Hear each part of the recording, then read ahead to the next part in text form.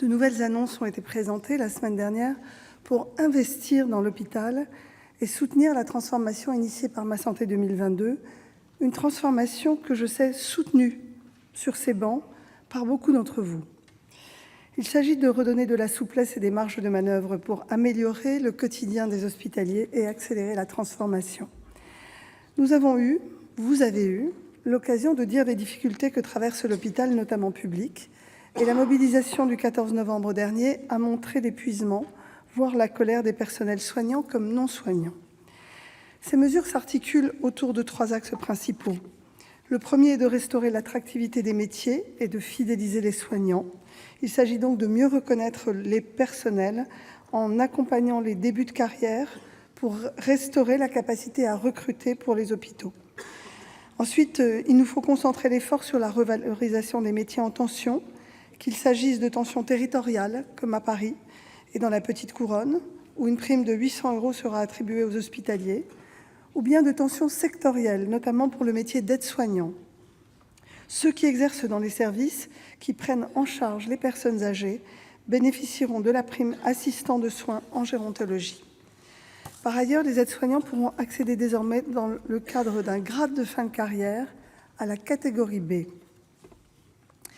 Il nous faut également récompenser l'investissement et l'engagement collectif, avec la création d'une prime d'intéressement à la main des responsables, de manière à pouvoir récompenser des équipes qui s'engagent sur le terrain autour de projets relatifs à la qualité du service ou à la transformation.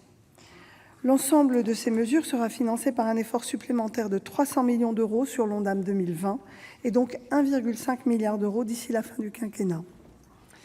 Le deuxième axe consiste à rétablir le dialogue et la souplesse de la gestion dans le quotidien de l'hôpital.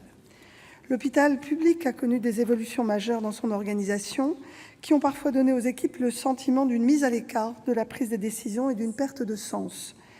La transformation Ma Santé 2022 vise à renforcer le dialogue et le sens du collectif au sein des hôpitaux. Pour cela, le personnel soignant sera mieux intégré à la gouvernance des hôpitaux et le management de proximité sera renforcé et valorisé. Des mesures de simplification du fonctionnement quotidien seront aussi prévues, notamment en termes de formalités de recrutement ou bien de protocoles de coopération décentralisés entre les professionnels au sein d'un établissement. Enfin, des mesures seront prises pour lutter contre l'intérim médical, dont vous savez, il s'est déployé depuis plusieurs années dans des conditions devenues insupportables pour les équipes qui ont la charge d'assurer la continuité du fonctionnement des hôpitaux. Notre troisième axe consiste à réinvestir l'hôpital public en lui donnant des moyens nouveaux et de la visibilité dans le temps. Les tarifs hospitaliers seront en hausse, à minima à hauteur de 0,2 % jusqu'à la fin du quinquennat, après la première campagne positive exceptionnelle de 2019, interrompant ainsi 10 années de baisses successives. L'investissement du quotidien sera une priorité. Il s'agit de permettre aux hôpitaux d'acheter du matériel indispensable pour le travail des soignants dans leur quotidien. En 2020, 150 millions € seront donc fléchés vers l'investissement courant, au lieu de s'engager dans de nouveaux grands projets immobiliers, pour répondre aux besoins actuels le plus fort. Cet effort de 150 millions € sera reconduit en 2021 et en 2022. À partir de 2020, 10 milliards € de dettes seront repris aux hôpitaux en 3 ans afin d'alléger les charges des établissements. Cette décision de rupture permettra aux hôpitaux de réduire leurs déficits et de retrouver rapidement les moyens d'investir et de se moderniser.